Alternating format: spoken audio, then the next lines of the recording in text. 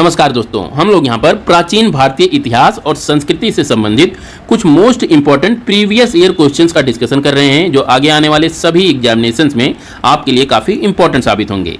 Channel अभी तक अगर आप लोगों ने सब्सक्राइब नहीं किया है तो प्लीज़ चैनल सब्सक्राइब कर लीजिएगा। बात करते हैं आज के पहले प्रश्न की। तो यहाँ पर पूछा जा रहा है कि गौतम बुद्ध के जीवन काल के दौरान कितने महाजनपद अस्तित्व में थे? तो इसका उत्तर है 16। और इन 16 महाजनपदों के बारे में जानकारी बौद्ध ग्रंथ अंगुत्तर निकाय से हमें प्राप्त होती है। इसी ग्रंथ में इन 16 महाजनपदों की लिस्टिंग की गई है। ध्यान दीजिएगा कि जो 6ठी शताब्दी ईसा पूर्व का भारत था, विशेष तौर पर उत्तर भारत, वो बहुत सारे जनपदों में विभाजित था और इन जनपदों में से 16 जनपद थे जिन्हें महाजनपद का दर्जा प्राप्त था। कुछ अन्य जनपदों में शाक्य जनपद भी एक बहुत ही इंपॉर्टेंट जनपद था, लेकिन ध्यान दीजिएगा कि शाक्य जनपद को महाजनपद का दर्जा प्राप्त नहीं था। इसी शाक्य जनपद के निवासी थे गौतम बुद्ध। गौतम बुद्ध का जन्म शाक्य जनपद के लुम्बिनी नामक स्थान पर हुआ था और ये जो शाक्य जनपद था, शाक्य जनपद एक गण राज्य था, यानी यहाँ का जो राजा हुआ करता था उसे जनता के द्वारा चुना जाता था। अब बात करते हैं अपने दूसरे प्रश्न की। तो यहाँ पर पूछा जा रहा है कि वेद त्रयी किन वेदों के संकलन को कहा जाता है? जैसा कि हमें पता है कि हमारे वेद जो हैं उनकी संख्या है 4 और इसे आप रसिया कोड यानी RSYA के जरिए याद रख सकते हैं। इनमें से ये जो पहले 3 वेद हैं, ऋग्वेद, सामवेद, यजुर्वेद, इन्हें वेद त्रयी के नाम से जाना जाता है। काफी इंपॉर्टेंट क्वेश्चन है, कई बार पूछा गया है कि वेद त्रयी किन वेदों के संकलन को कहते हैं? तो ऋग्वेद, यजुर्वेद और सामवेद। वेद त्रयी में अथर्ववेद नहीं आता है, ये आप लोग ध्यान रखिएगा। तीसरे प्रश्न की बात कर लेते हैं। तो यहाँ पर पूछा जा रहा है कि किस वैदिक ग्रंथ में पहली बार पूर्वी एवं पश्चिमी सागर का उल्लेख हुआ है? तो इसका उत्तर है शतपथ ब्राह्मण। शतपथ ब्राह्मण में पहली बार पूर्वी यानी बे ऑफ बंगाल और पश्चिमी सागर यानी अरब सागर का उल्लेख किया है। यहीं पर ध्यान दीजिएगा कि जो शतपथ ब्राह्मण है ये शुक्ल यजुर्वेद का ब्राह्मण है। बहुत ही इंपॉर्टेंट फैक्ट है, कई बार पूछा गया है कि शतपथ ब्राह्मण किस वेद का ब्राह्मण है? तो ये शुक्ल यजुर्वेद का ब्राह्मण है।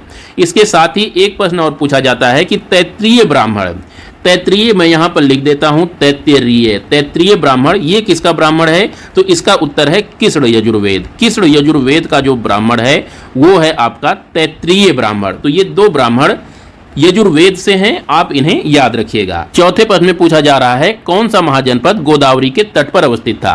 तो इसका उत्तर है अस्मक महाजनपद। अस्मक महाजनपद गोदावरी नदी के तट पर अवस्थित था और इसकी राजधानी पोटली थी। यह जनपद सबसे दक्षिणी महाजनपद था। 5वें प्रश्न में पूछा जा रहा है कि किस उपनिषद का शाब्दिक अर्थ सफेद घोड़ा है? तो इसका उत्तर हो जाएगा श्वेताश्वतर उपनिषद। इसका जो शाब्दिक अर्थ है वो है सफेद घोड़ा। 6ठे प्रश्न में पूछा जा रहा है कि सल्तनत काल और मुगल काल में बीजों, खेती आदि के लिए दिया जाने वाला ऋण क्या कहलाता था? तो इसका उत्तर है तकावी। तकावी क्या होता था? ये एक प्रकार का ऋण होता था जो कृषि कार्य के लिए दिया जाता था। और किस काल में प्रचलित था तकावी? सल्तनत काल और मुगल काल में। 7वें प्रश्न में पूछा जा रहा है कि औरंगजेब की मृत्यु के बाद हिंदुओं पर से जजिया कर किसने हटा दिया? तो उत्तर है जहांदार शाह। जहांदार शाह ने जजिया कर हटा दिया था।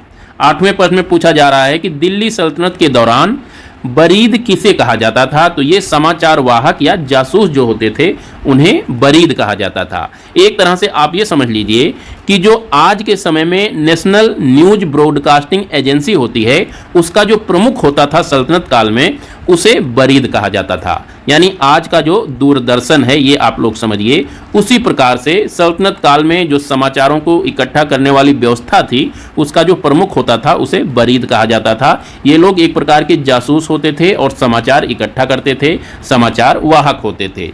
9वें प्रश्न की बात करें तो यहाँ पर पूछा जा रहा है कि तारीख़े मुहम्मदी नामक पुस्तक किस लेखक द्वारा लिखी गई है?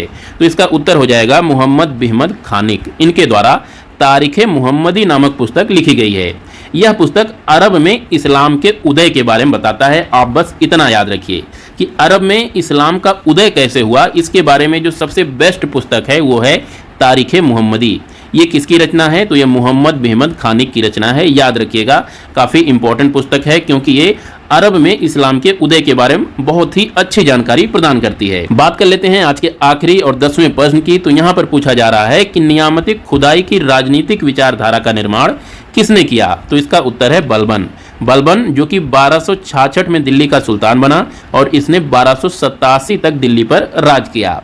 इसके द्वारा ही नियामत खुदाई नामक एक राजनीतिक विचारधारा को प्रोत्साहित किया गया।